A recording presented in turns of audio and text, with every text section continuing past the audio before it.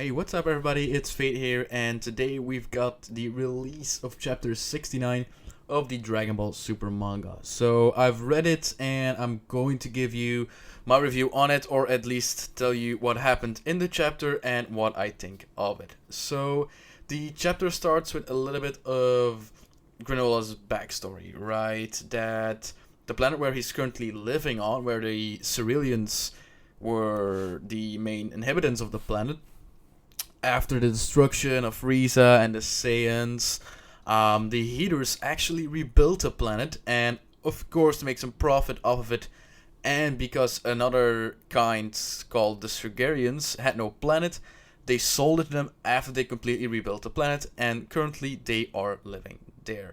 Now, Granola doesn't live in the same town or village where the Surgarians all live, because he feels like it's their town. It's not his town anymore because of all the rebuilding and everything that happened, or everything that the Heaters did to the planet. So he lives alone on a mountain with somebody else, which we will come back to later in the chapter. And also because on top of the mountain where he lives, he can look straight at the village that Frieza and the Saiyans actually destroyed or attacked, so he will never forget what happened that day. So after that, we go back to Beerus and Vegeta, right? So Beerus and Vegeta are having a conversation, and Beerus asks how many planets the Saiyans have actually destroyed, and Vegeta says how he doesn't, and he also asks if Vegeta actually blames just Frieza for the destruction of the entire Saiyan race, right? And Vegeta says that he doesn't just blame Frieza for the destruction of the Saiyans, but he also blames his own father because his father was on a greedy pursuit of power. And that's basically why the Saiyans were destined to be destroyed at one point. So, but Vegeta also asks what the history of the Saiyan has anything to do with the technique that Beerus was supposed to learn him. And after that, Beerus says, more than you think, or something in that line, and he destroys a distant planet. So then, of course, he destroys a planet. Beerus and Goku tells him, oh my god, you destroyed another decorative planet. At this rate, we're gonna have 0 planets left if you keep going like this. Now, after that, Vegeta asks how he can acquire the technique, and Beerus just basically starts attacking Vegeta, right? Beerus says that he will never learn the technique because of the guilt that he feels towards the actions of the Saiyans, or the Saiyan sins, right? They keep fighting, and Beerus eventually just throws him into a tree. Beerus tells Vegeta that he is the one that suggested Frieza to kill all the Saiyans and to destroy the planet Vegeta. So it seems like Beerus is actually provoking Vegeta. It's like he's provoking him to become better, to become stronger, to go at him at full force. So after Beerus basically completely pummels Vegeta, he says that as long as he is trapped by what happened in the past, and he will never be able to grow in power. It's like Beerus is trying to learn him things. He's actually learning him the technique while Vegeta is not seeing it. It's pretty obvious that Beerus is trying to learn him a lesson and trying to learn him how he can actually purposely learn the technique. He's training him. It's very clear to us, but of course not clear to Vegeta. Then after that, he uses the Hakai point blank against Vegeta's armor. He completely flies away in the distance with his armor completely shattered and him being defeated. So Beerus also tells Vegeta that he is always thinking about destruction, and if Vegeta is only if Vegeta is going to destroy his stray thoughts and recreate himself, he will be able to learn this power, or be able to grow to new heights, because now he's currently stuck in the past. He has all these thoughts that don't matter.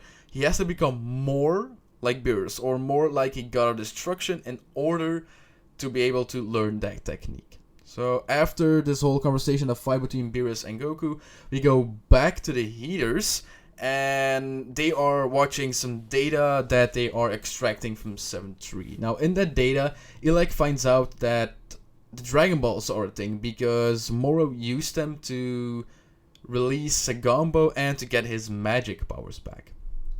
Then, after that, we get to hear about a Namekian, apparently, that's called Monaiko, and that he is still alive on a planet where the Shugarians live, because that's of course linked to the Dragon Balls, right? And that he is actually living together with Granola, which is a big thing, of course, for them, because they know Granola. Then we go to Monaito and to Granola. Monaito tells him that it's no good trying to take on Frieza because he's just not strong enough. He heard from the Heaters that Frieza's still alive. He tells us to Monaito, and Monaito gives him the wise advice to just stay low, not attack Frieza and his army, because he is just not strong enough. Then we get a glimpse at something that's laying on some sort of cushion in the house of Monaito and Granola, and it seems to be a Dragon Ball, but a lot smaller than the Dragon Balls we are used to. And of course, even smaller than these Super Dragon Balls, which are planet size for each single individual ball, right? Now, Monaito explains that Granola needs the second ball anyway to make a wish, so he can't do much with that one Dragon Ball. But the second Dragon Ball has been lost for over 40 years anyway, so he won't be able to do anything with it. So they round up their conversation, Monaito goes to sleep, and Granola decides to close out the evening while watching some TV. And suddenly some breaking news comes on TV, and I think, well, let's just go on a little bit more before I tell you what I think about that, right? And the breaking news tells about a boy that seems to be... He found something. He found the second Dragon Ball, and immediately when Granola sees this, he actually recognizes this. Now, what I think about is actually very important, so we're almost at the end of the chapter, but I think it's very important to me that this is plot convenience. I think Dave could have managed to do this a lot better, because now it's like a few panels where we can see that there's a TV show randomly, and they found the second Dragon Ball. Like 40 years, they haven't found anything. Granola knows about the Dragon Ball, but he also knows that there is a second one.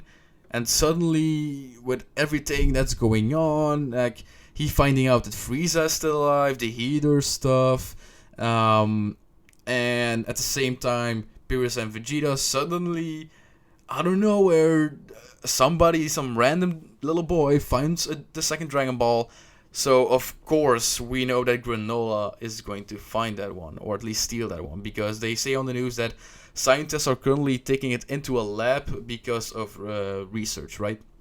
So, Granola disguises himself at night and goes to the lab where the found Dragon Ball is stored for research, and takes it somewhere out of town so nobody can find him. Of course, together with the Dragon Ball that was in his and Monaito's house. Now, after that, he says to his partner that he has a plan, that he shouldn't worry that he is using the Dragon Balls, that he's ignoring Monaito's advice, and he summons the dragon. So he summons up the dragon comes alive. It's a new dragon, it's not Shenron, because the Dragon Balls are created by a different Namekian, and suddenly the dragon appears, and Granola asks for something fairly simple, actually, not a very complicated way. She asks to be the strongest in the universe for some very obvious reasons, because he doesn't know how strong Frieza is. He probably knows that he can't take on Frieza, because he's miles stronger than he was when he fought Goku, or before his death, actually, yeah. And of course he wants to take revenge, so that's why Granola is actually wishing to become the strongest in the universe, and that's where the chapter ends. Now, overall, I think this is a very good chapter. It has some build-up, it has some more character development of some sort, or at least character history about Granola and his planet where he lives on, and we have some more scenery, so we can basically see more who Granola is and where he resides. We got some very interesting conversation and fight between Beerus and Vegeta, which is what I'm looking forward to the most, what's going to happen with that. And then, of course, we go back to the whole Granola thing, and we find out that that there's a second, or technically third set of Dragon Balls that we know of. We have the Namekian Dragon, fourth set actually, the Namekian Dragon Balls, we have the Earth Dragon Balls, the Super Dragon Balls, and then these two Dragon Balls, these smaller ones, right? So he finds them, or at least he has one. He steals another one, so he only needs to. He asks the dragon to make him the strongest in the universe. So that's basically the chapter. It's a very interesting chapter. It's a build-up chapter to what's going to happen next in the arc.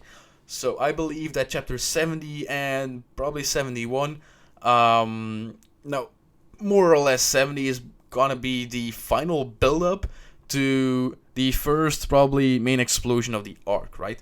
So the first big what the fuck moments, the first big plot twists, or first big things that are going to happen. Now it can also be that this will be for chapter 71, but I believe that chapter 70 will be the very first like big things that's going to happen, right? More or less against the end of the chapter, but we don't know for sure. Yeah, I really like chapter 69. It's a great build-up chapter, and I really hope you enjoyed it as well. Just as much as you enjoyed this video. I really hope you enjoyed this video. Give a like if you did, subscribe for more, and I hope to see you in the next one. Bye.